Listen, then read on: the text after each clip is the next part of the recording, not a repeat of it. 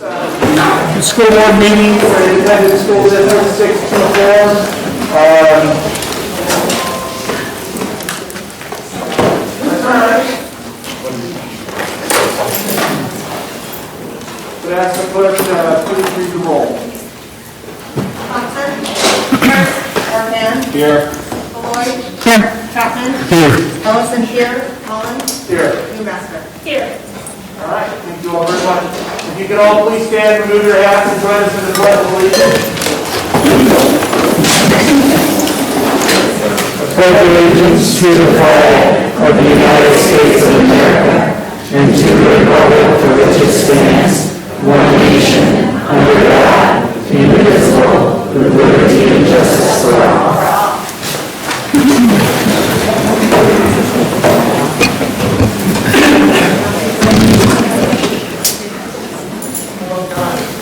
Yep, mine's on. You can't hear me? No. It's on. Hear me, Greg? Say again. Can you hear me, Greg?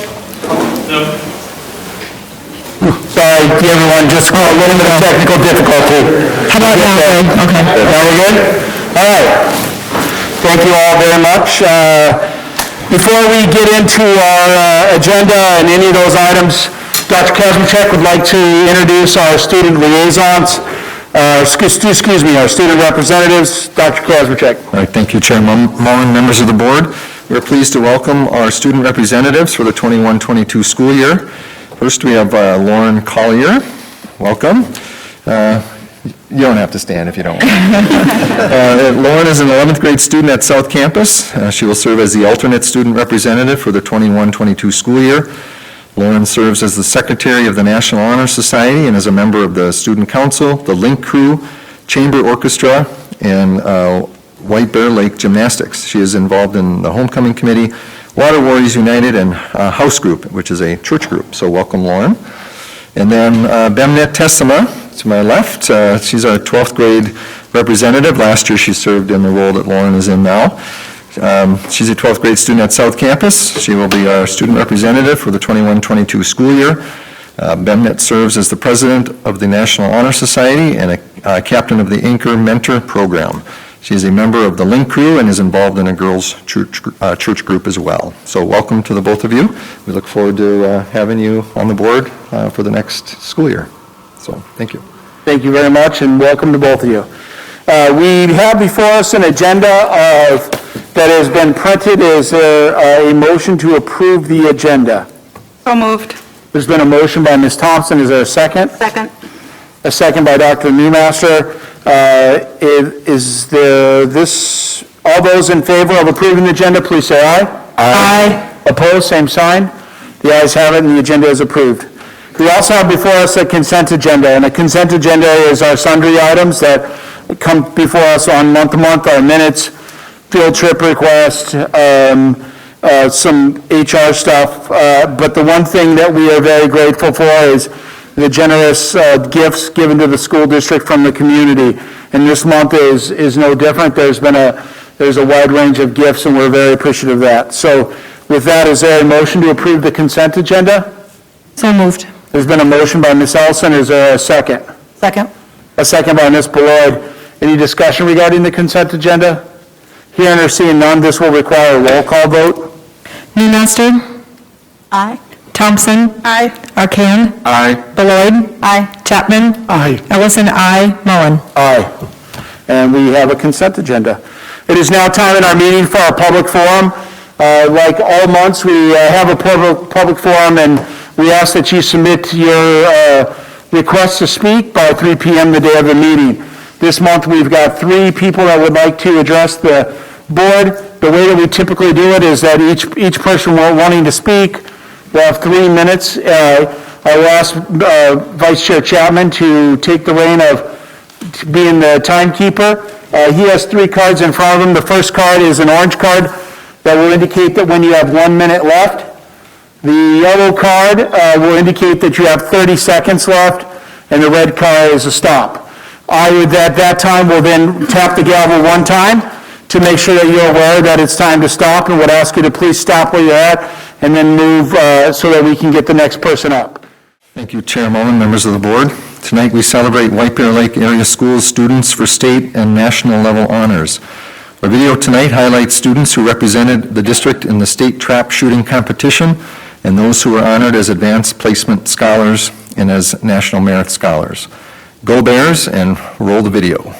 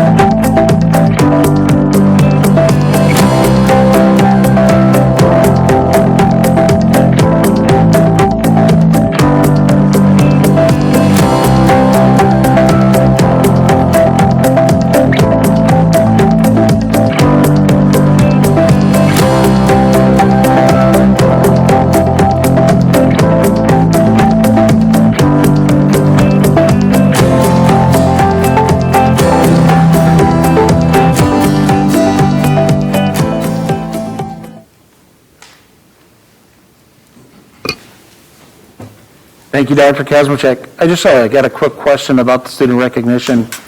Do we know about how many other schools have trap teams, trap shooting teams? I don't know that. Okay. We can certainly find out. Yeah. I'd appreciate it. I know it's a very fast-growing program in Minnesota, and I suspect in other states as well. So pretty impressive accomplishment. Yes, thank you very much. It is now time for our next informational item, C2, which is the superintendent's report. Dr. Kazmierczak. All right, thank you, Chair Mullen, members of the board. So the dashboard and information page regarding COVID-19. So our most current information about our mitigation strategies along with COVID-19 dashboard information is available directly at www.isd624.org/COVID-19. We recently secured 4,000 rapid at-home COVID-19 antigen tests from the state and are distributing them to the elementary schools to send home with every student who is symptomatic. We have ordered these tests for our secondary students also, but they are still on order as the state made sure all elementary schools were served first. We are also discussing options for pop-up testing events, Principals will provide updates to their families as information is available. And with no school days approaching next week, we wanted to provide resources to families who are considering traveling during the break. It is important to watch for COVID-19 symptoms at all times, but it is especially important after traveling. Please see information regarding travel from MDH and the CDC in the resources section of the district's COVID-19 website page. And although free meals are available to all students through the 21-22 school year, it is important to note that families may qualify for additional benefits if they complete an application for educational benefits online or in paper form. Applications can be found on the district website. This year's fall musical, Into the Woods, will be performed at 7 p.m. on November 12th and 13th and November 18th, 19th, and 20th. A matinee performance will also take place at 2 p.m. on November 13th. The matinee will have an American Sign Language interpreter and will be free for senior citizens who should reserve tickets through the regular ticket process that will be opening soon. The White Bear Lake Area High School Student Council is hosting its annual food drive in support of the White Bear Lake Area Emergency Food Shelf. Those who are interested in doing so can donate items such as non-perishables, baking goods, and hygiene items to either North Campus or South Campus next week, October 25th through the 29th. Monetary donations are also being accepted. In honor of today's Indigenous Peoples Day holiday, the White Bear Lake Area Schools American Indian Education Program will play host to a drum and dance event from 6 to 8 p.m. this Thursday, October 14th. The event will take place in the back of the building at Otter Lake Elementary. All are welcome to join and experience the drumming and teaching of Little Earth Singers and Jingle Dress. Find a flyer for the event on the district's website. The following celebrations have been already or will soon be recognized in October: National Principals Month, National Custodial Worker Day, Homecoming Week, World Teachers Day, National School Lunch Week, Indigenous Peoples Day, the end of Hispanic Heritage Month, National Bosses Day, National Safe Schools Week, and National School Bus Safety Week. The district is hiring for a variety of positions, offering both school day and out-of-school time hours. Full and part-time options are available. Check out the employment page of our district website and find ways you can join us as a bear. Additional information can be found at the district website, www.isd624.org. All right, and I'm going to turn it over to BEMNet for our first student liaison update of the school year.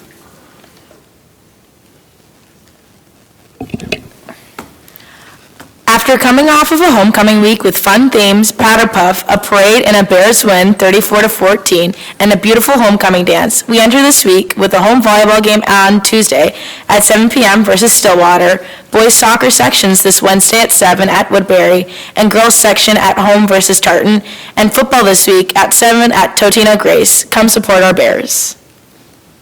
All right, thank you, BEMNet, and that's our report this evening. Thank you very much. Are there any questions for the superintendent or BEMNet for the student liaison report? All right, hearing and seeing none, we'll move into our first discussion item, D1, the 2020-21 World's Best Workforce Summary and Achievement and Integration Progress Report. Dr. Gillespie. Good evening, Chair Mullen, members of the board, Dr. Kazmarchuk, and student liaison BEMNet. Tonight I'm going to provide an overview of what was presented to you at the World Work Study Session, our last work study session. We also brought our information to our Systems Accountability Committee. I am representing Dr. Melinda Fierro tonight, our Research Evaluation and Assessment Coordinator, and Dr. Marcellus Davis, the Director of Equity and Engagement, who joined me at the work study presentation. Each year we present to you an update on the World's Best Workforce and Achievement Integration Goals summary report. As a reminder, our World's Best Workforce goal areas are: all children are ready for school, all third graders can read at grade level, all racial and economic achievement gaps between students are closed, all students are ready for career in college, and all students graduate from high school. As you remember, this is found in Minnesota statute and something that each school district needs to report goals on each year and their progress towards these. Additionally, we qualify for achievement and integration because we have a racially identifiable elementary school, Willow Lane Elementary, and we also have a adjoining district. And so achievement and integration, we combine that report with World's Best Workforce, and we must report on goals that we have that will pursue racial and economic integration, increase student achievement, create equitable educational opportunities, and reduce academic disparities based on students' diverse racial, ethnic, and economic backgrounds in Minnesota public schools. And so tonight, I've bundled our goals around themes to talk about our progress and then also our upcoming goals. If you remember, I presented to you at the end of last school year around our work and really looking at our continuous learning measurements and talking more publicly about data so that we make sure our public and parents understand where we are as a district, and also getting better internally around data. So we've presented a couple different times around this. We're doing a lot of work internally, and our goal is to make sure that people feel really comfortable about accessing data and using it, because we need to make sure that we are getting better in all areas for each one of our students.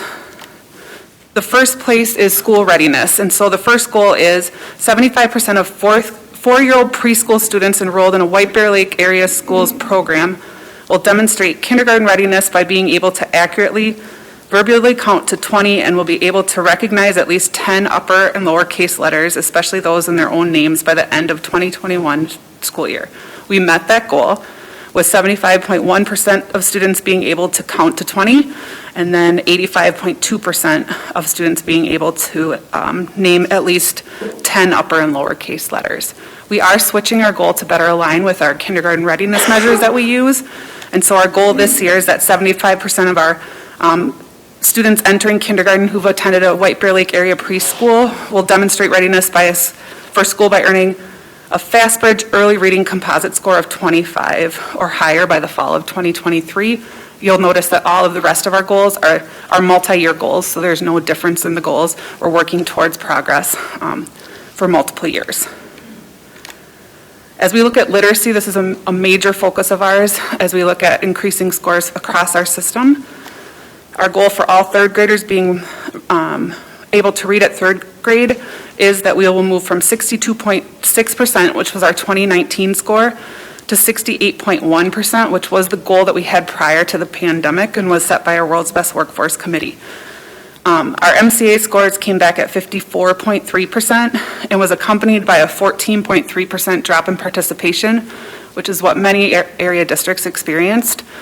The MCA is one measure that we use around literacy, and so we really need to, one, look at this and find out what happened and that we take this measurement seriously, but also make sure that our multiple measures that we have internally are really showing what our students know and are able to do in relation to those skills. One of the major things that we're doing to address this is investing heavily in letters training, which you may have heard talked about around the science of reading, and really making sure our teachers feel equipped with the skills to teach the science of reading. That's something that's not taught as much as we wish yet in teacher preparation, so we're really excited about the opportunity and the resources that we've put towards literacy. Cynthia Mueller presented a couple board meetings ago around that. We also have to have separate goals for our racially identifiable school per our achievement and integration plan. And so when I worked with the principal at the time of Willow Lane Elementary, the goal was 100% of students being at or above grade level as measured by their multiple measures that they have at the time.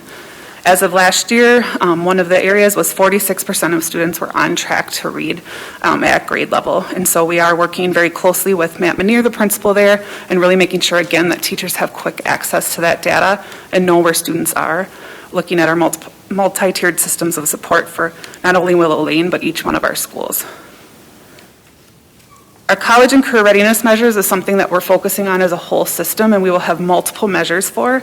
In the past, we've talked about enrollment in our college credit-bearing classes and or AP classes, which in here we have worded a little bit uniquely with talking about potentially credit earning, because students do have to take that exam and earn a 3 or higher, and then it's dependent on the college that they go to, but accepting those credits.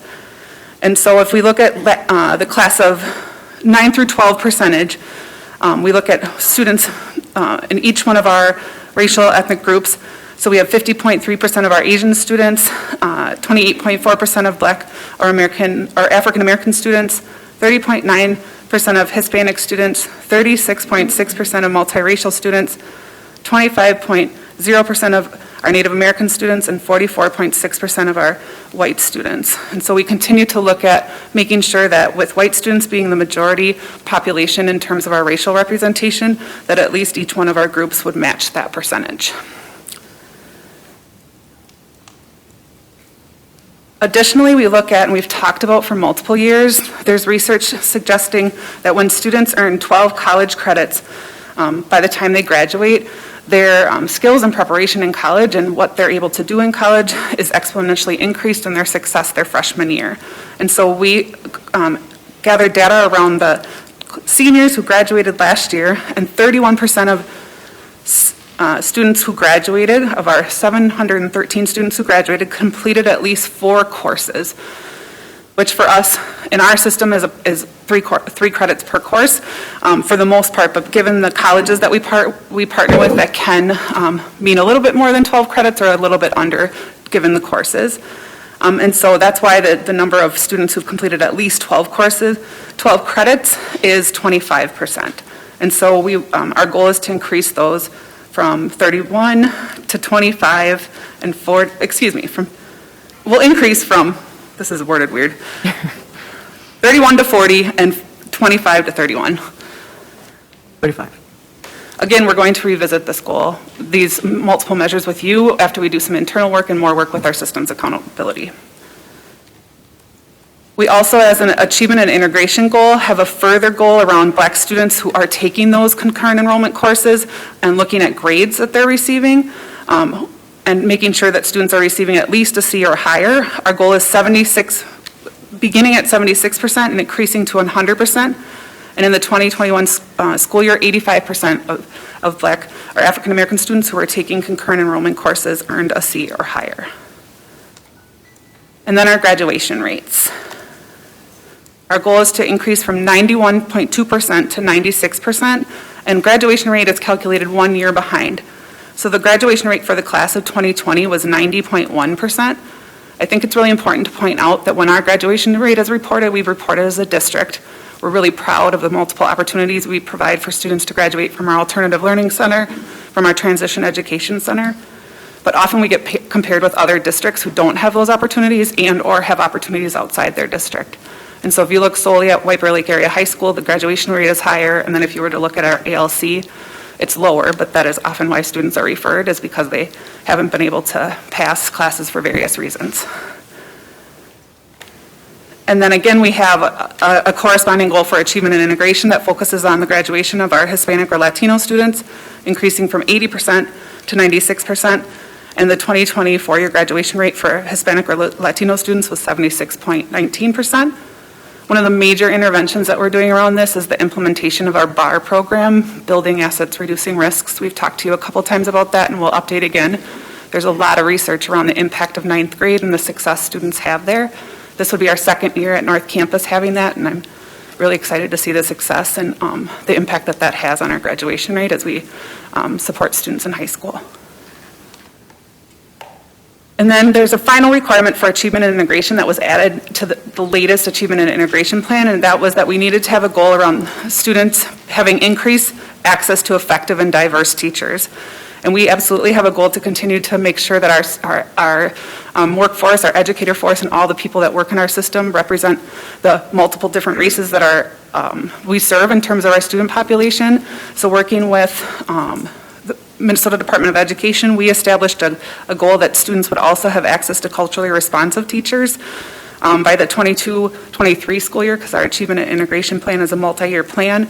We're still working on collecting data and what that looks like, and that was significantly interrupted due to last year's multiple things going on.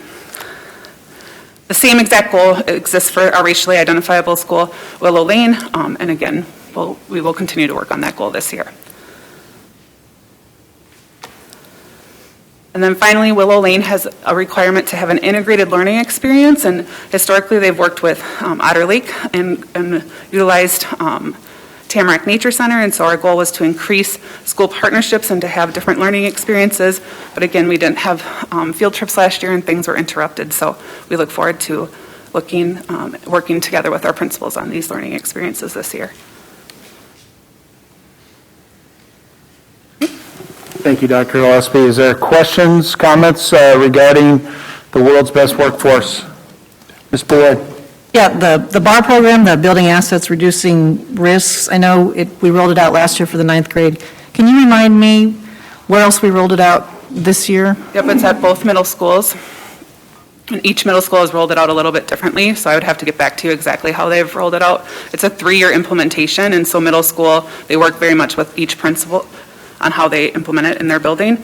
And then we have 2 elementary schools that also will have 3 years to implement it, and that's Readiness Heights and Lakeaires. And then we're also doing the high school as well. So the middle schools, was that through the grant? The middle schools was not through a grant, the elementary schools were through Okay. a grant, yep. All right, thank you. Dr. Arcan? Yeah, I'd be real curious if we've seen any change in our students needing to take remediation courses at college for no credit. Are we seeing that decline?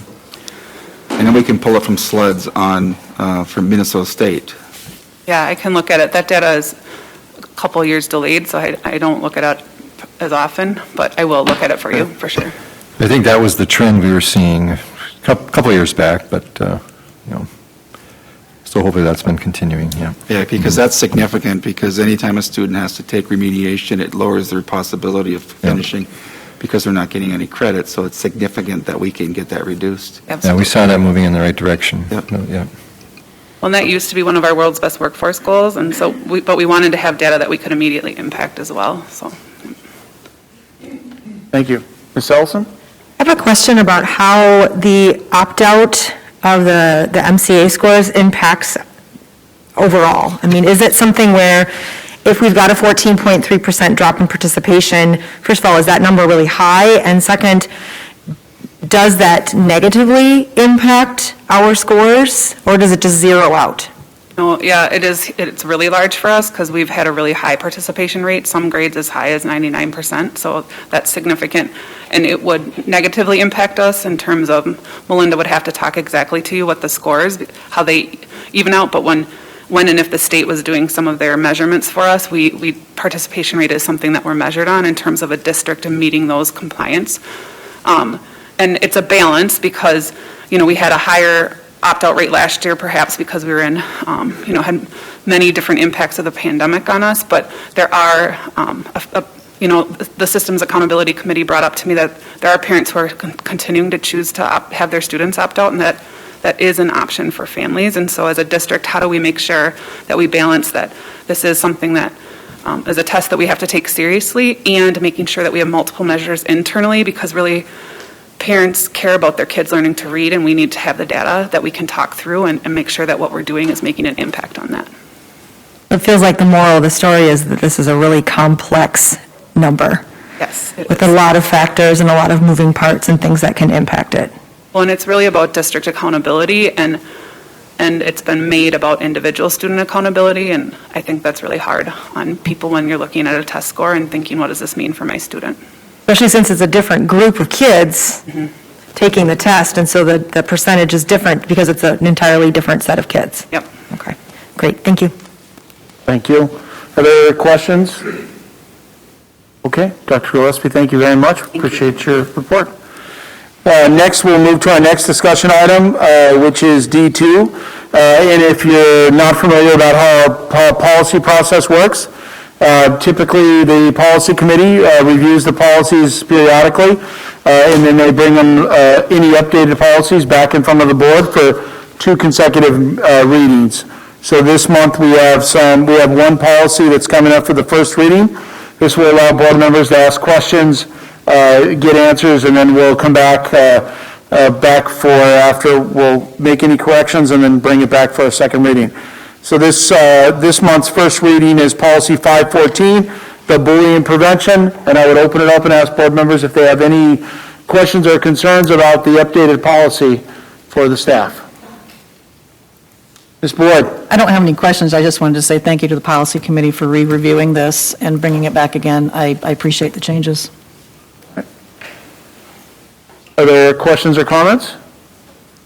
Okay, this policy will then come back before the board at the next month's meeting to go through the vote process. We'll now move into our first operational item, E1, which is the action on the bids for Birch Lake Elementary addition and expansion. Mr. Wolf. Good evening, Chair Mullen, members of the board, Dr. Kazmierczak, and Ms. Tessema. At the September 27th board meeting, we reviewed the design plans for the Birch Lake Elementary project, and we have gone out for bids since that time, and the bids were open last week. And so I'm asking the board to approve the bid package of $1,980,727. That came in just slightly under budget. The project, about $67,000 under budget. So it was a tight, I guess our friends at Cross Anderson did a really good job of estimating, and we had good coverage. We had 138 bids for the project on 25 different work scopes. So we're pleased that that came in. Bids have been trending a little higher, projects across the state. So we were a little bit concerned going in, but pleased that it came in under budget.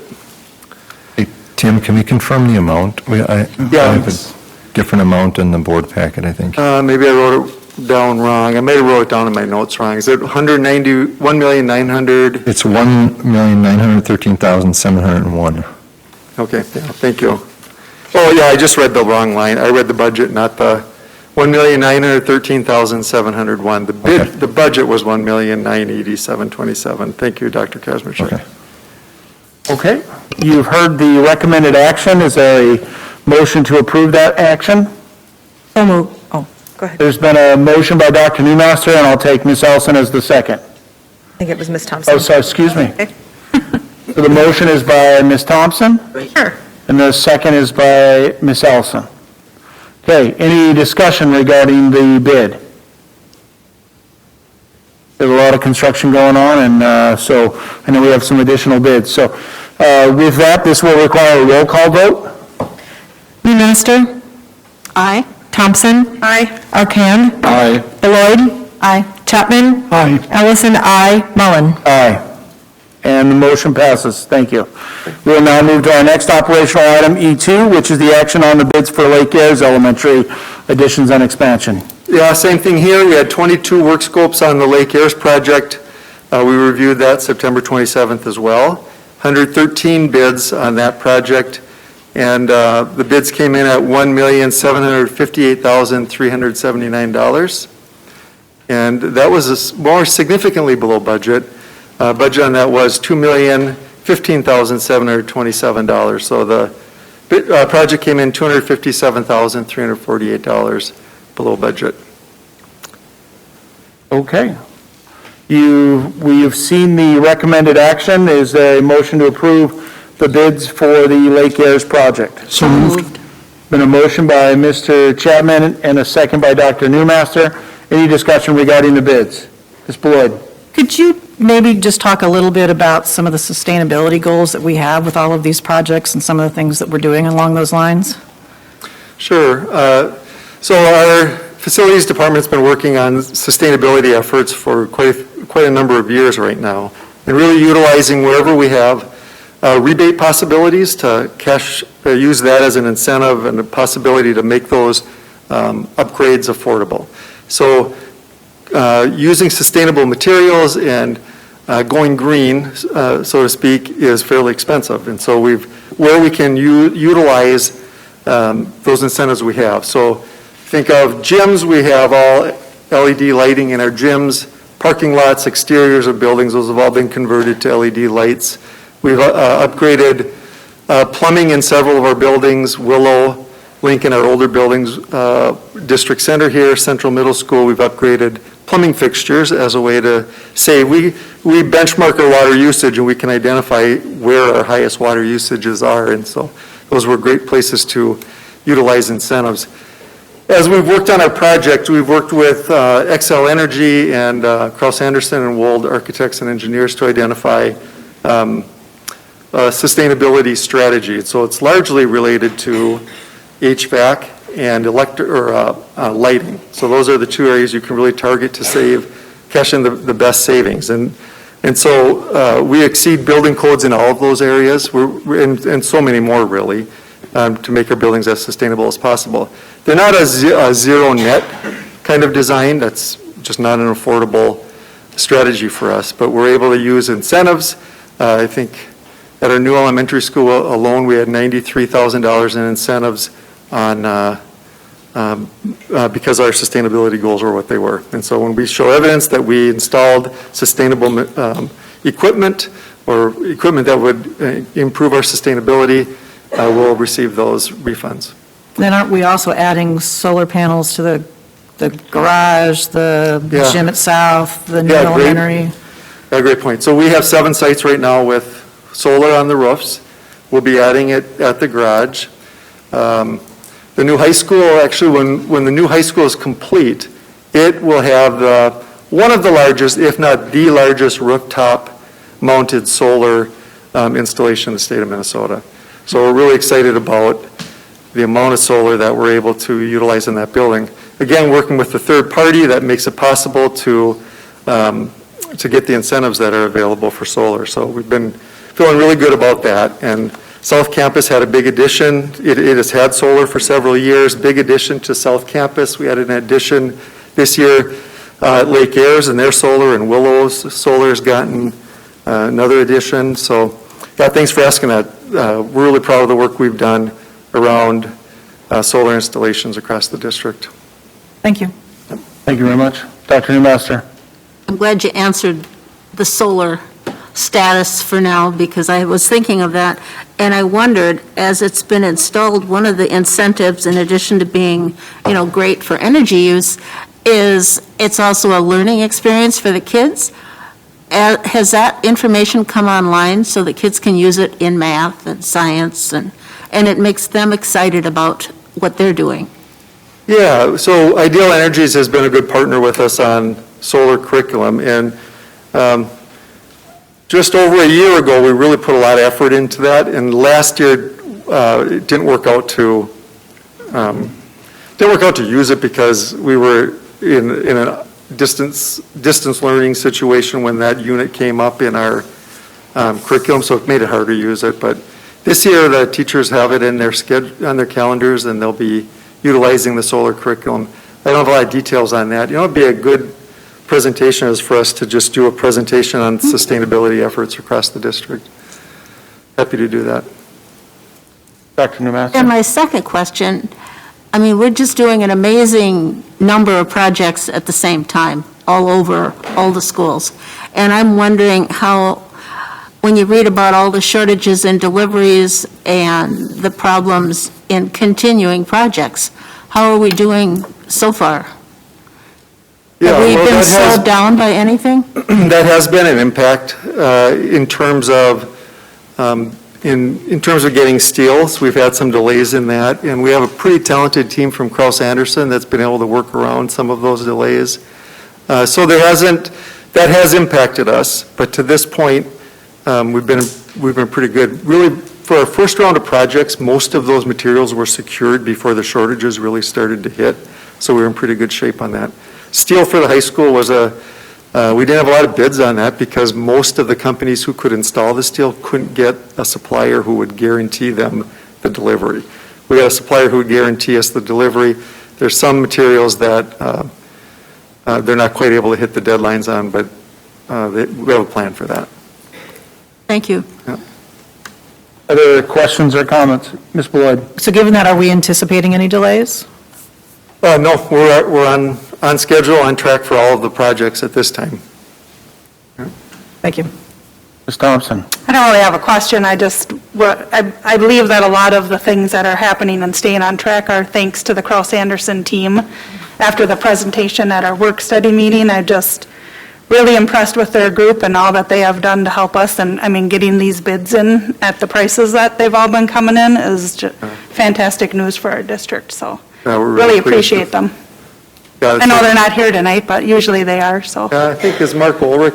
Oh, yeah. Well, thank you to your team. You guys, we really appreciate all you do for us, so. Yeah, they're doing a great Exciting job. stuff. Other questions, comments? Okay, we have a motion and a second. This will require a roll call vote. Would ask the clerk to please read the roll. Newmaster? Aye. Thompson? Aye. Arcand? Aye. Beloit? Aye. Chapman? Aye. Ellison? Aye. Mullen? Aye. And the motion passes. Thank you very much, Mr. Wall. It is now time of our meeting for our board forum, and I would just like to start it off, and thank you to everyone for their participation in tonight's meeting. It's good to see so many community members out to come to a school board meeting and see what goes on, so we really appreciate everybody coming out and spending the time here at the meeting. With that, is there anybody else has anything else for board forum? Ms. Thompson? I would just like to, I had the pleasure of sitting in at a PTO meeting for Willow Elementary, the first one of the year, which was pretty exciting for them to be able to do that again this year. Just to anyone listening who is in that school, if you're interested in joining them, they could use some help. They have 2 parents on their committee who've been there for 3 years, and their children are 5th graders this year, so they will be moving on after the year is over. So all of our PTA and PTOs in the elementary schools are great groups, and they do wonderful things for our students and raising money for our schools to help pay for additional needs. So highly encourage getting involved in those groups if you can. And then in honor of Indigenous Peoples Day, I am the liaison for our White Bear Lake Area Schools American Indian Parent Advisory Council, and I was going to mention the drumming ceremony, but Dr. K beat me to that, so I would just like to recognize that we are currently sitting on the ancestral homelands of the Medwakatan Dakota peoples, and just pay homage to the lands that we're on, and that's all I have. Thank you very much, Ms. Thompson. Dr. Arcand? I just wanted to take a minute to congratulate Dr. Pierre and the Sunrise Park Middle School for their grading policy. I really feel it's important when they talked about removing the F and giving it an I, incomplete. What that does is anytime a student gets an F, they can say, I'm done, I'm not responsible, I can move on. And as we talk about college and career readiness, or career and college readiness, when they get that I, it says, you're not done. You need to take care of this. Just like in the real world, at a job site, I can't turn something in that's not correct, and they say, I just can't say, okay, I'm done. They give it back to me and they say, you need to make changes. And that's what we're trying to teach these students by saying that we're not giving them a free ride, and we're not, it's not about not holding them accountable, it's about holding that accountability. I congratulate them for making that choice and teaching our students to continue to move forward and work towards getting to the proficiency level. Thank you. Thank you, Dr. Arcand. Ms. Boyd? Yeah, I just want to say that I had the pleasure of observing our Distance Learning Academy this week, and they have a lot on their plates. They're doing a lot of really, really good work, and I think everybody needs to really give a shout out to those teachers, and they have a lot of students in their classes right now. It went from maybe some normal class sizes to some pretty large class sizes, so I really appreciate the work that they're doing. Thank you very much. Others? Ms. Ellison? Yeah, I wanted to give a shout out too to for the first time ever, I've got 2 runners living in my house, but I don't know where they got that from. It certainly wasn't from me. And I am really impressed and proud of the Girls on the Run program. If you're not familiar, it's a program for girls in grades 3 through 5, and it operates at a couple of our elementary schools, and it's not just about running and exercise, but it's also about self-esteem and self-worth. And it's really an incredible program, and I'm glad that I've got one that's participating. And then I also have a kid who's doing a middle school sport for the first time. And those coaches put in so much time and so much effort to making sure that it's a good experience for the students. And so, these are both new experiences for me as a parent, and I knew that they existed as a board member, but I've just been really great to see with my front row seat this year. So thank you to all of that work. Thank you very much. Anybody else? Sounds like there's a lot of great things going on in the district, and I appreciate everybody, especially the staff, for their work, so thank you all very much. With that, I will entertain a motion to adjourn. Chair Mullen, I motion for an adjournment. We've got a motion, is there a second? Second. Second by Ms. Beloit. All those in favor say aye. Aye. Opposed? We are adjourned. Thank you.